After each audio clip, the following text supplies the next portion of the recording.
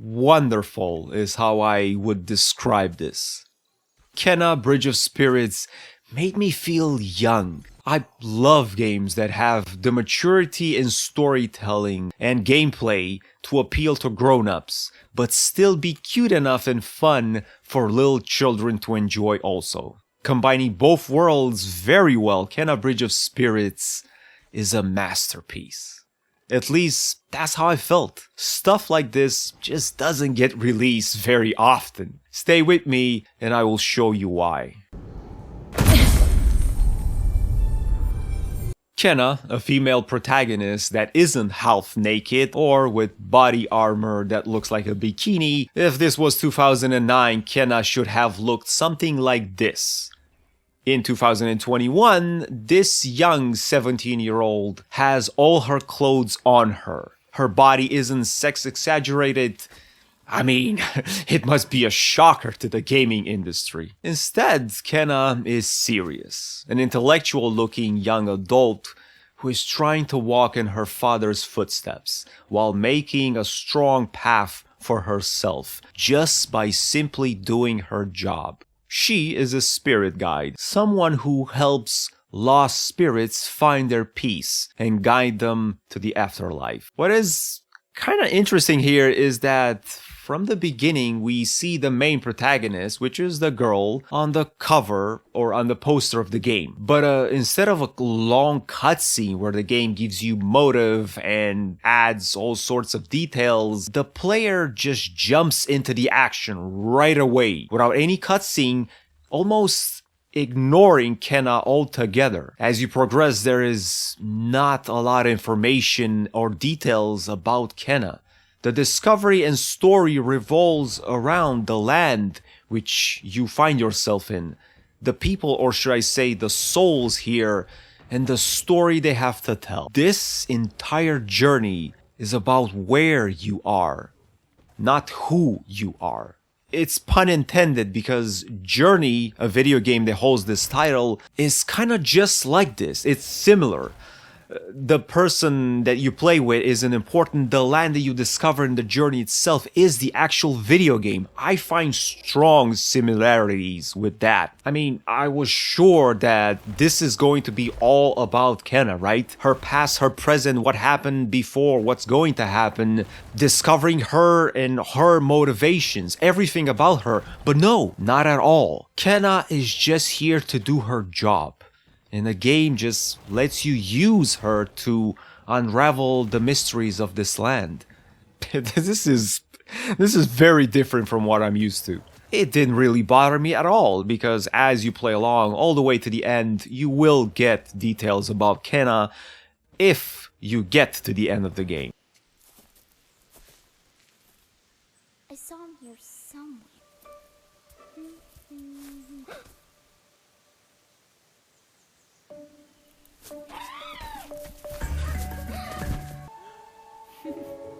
Hi there.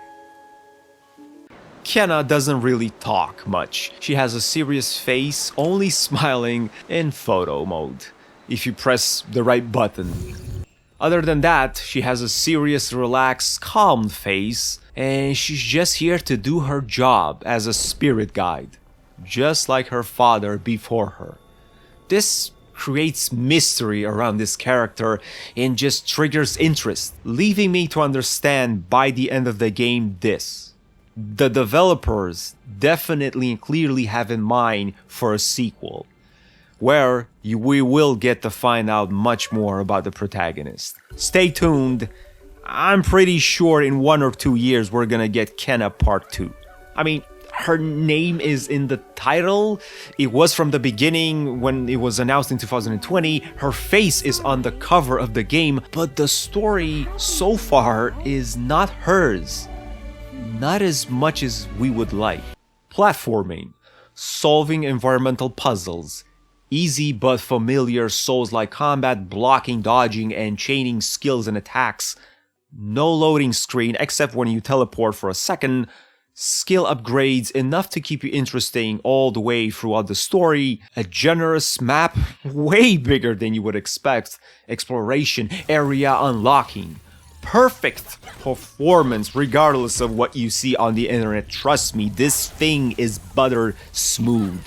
No bugs, no crashes or glitches. Extremely well made and polished video game.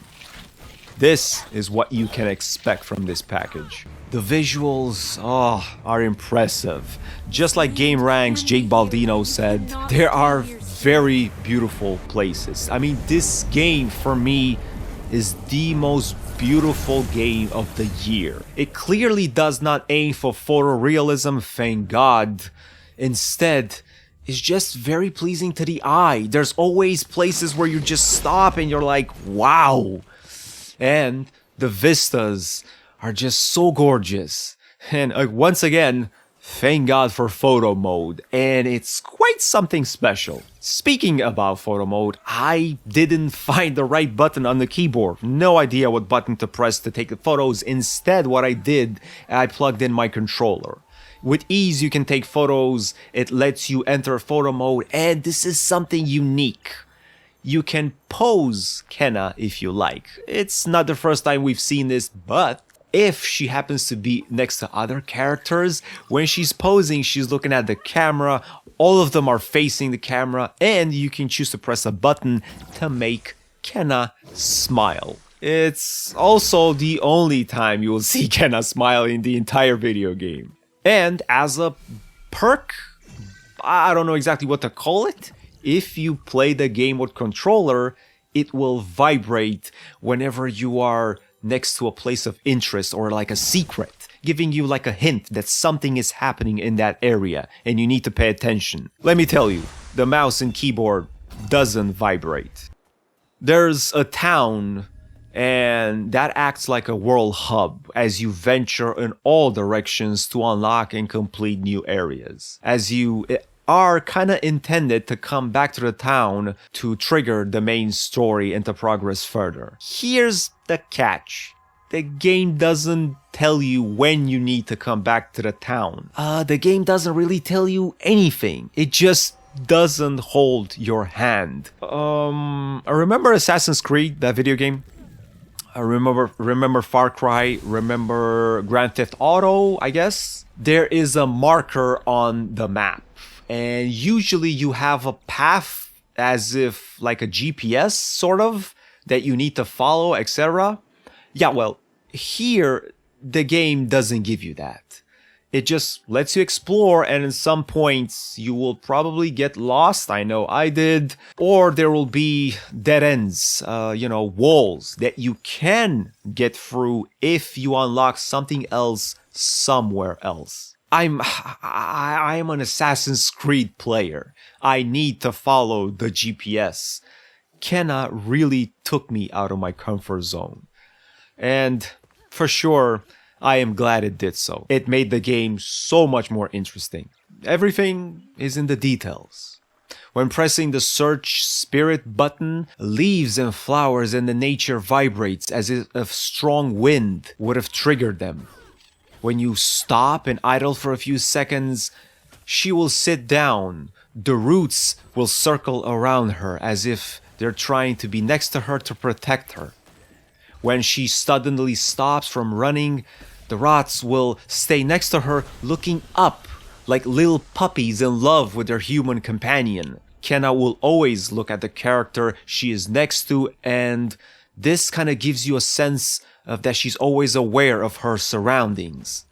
If you come to a point of quest interest and Kenna must perform an action there, the rots will stay behind a couple of meters, giving her space and letting her perform whatever she must do in that particular spot. It's a very subtle hint. Everything just adds up, just making everything a life experience. I have no complaints. Nothing negative to say, which is why I think this is a solid 10 out of 10. There's just one thing. This is not a flaw. I just find it as a single missed opportunity. The exploration solely resides in getting more crystals that you can spend at a shop.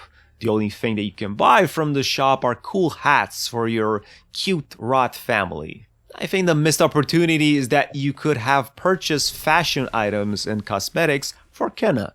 Maybe a different set of pants, maybe a dress or a different color shirt. It's cool that you give your little guys hats and that makes it all cute.